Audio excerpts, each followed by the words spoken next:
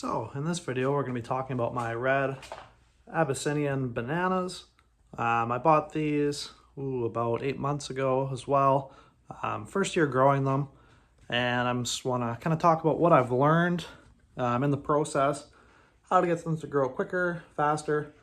For the first months, again, kind of like my Musabastu video, I went over how the first little while it was a bit of a slow growing process. It's my first year growing bananas, so definitely needed to learn a few things about growing these. These are a bit less hardy than the Musabastu. Zone 9. So where I am, we're zone 8B in Vancouver Island. This is a plant that I have to bring inside into my garage over the winter time. These ones will completely die if you leave them outside. They won't survive the frost and the cold. They're a bit more tropical than the Musabastu.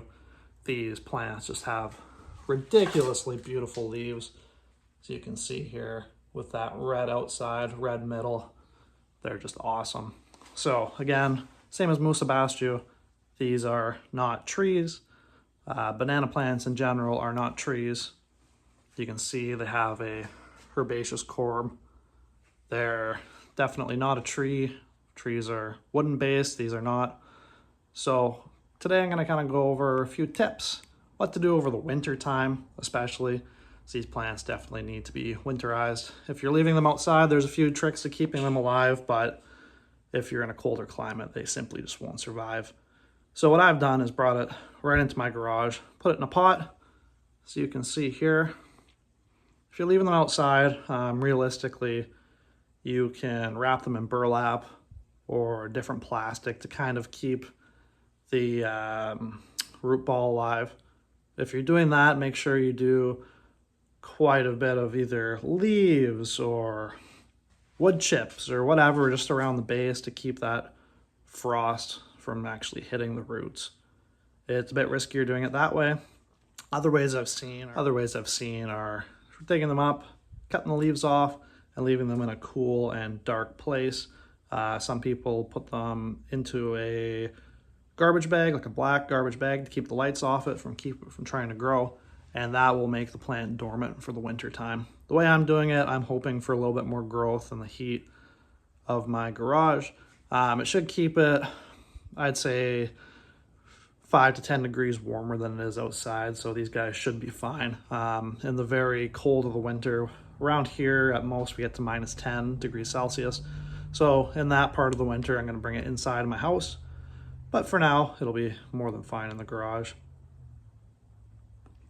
So these guys, watering schedule, I have, like I've mentioned in my last video with the Musabastu, automatic irrigation system as well. If you look, oops, on this side here, I have a terracotta ball. So you fill that with water, and naturally the water bleeds through, and when the soil gets too dry, it absorbs that water. So you can leave it for a week or so and then refill that ball, then it's more than good to go.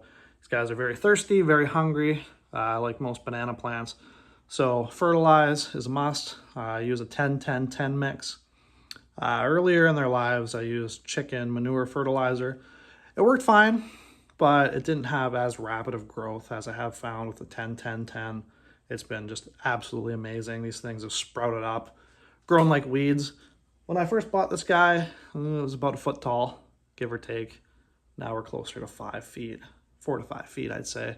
I haven't busted out the measuring tape yet, but that's kind of the representation I'd give, 4 to 5 feet. These guys are ornamental. Around here, you're not gonna get any sort of fruit unless you're really, really on top of the ball. Especially these guys, they're ornamental. I've read online contradicting things. I think they may produce non-edible bananas, but I've never seen it myself. This is my first year, of course. So these are just ornamental banana plants. So for the winter, keep them inside, keep them warm if you can. If not, cut them down and make them go into a hibernative state over the winter. These guys are just gorgeous. So other than that, food, water, what else would you like to go over? Sunlight. So these guys, as you can see, I have grow lights set up. So I have that on a timer for 16 hours of light a day, give or take.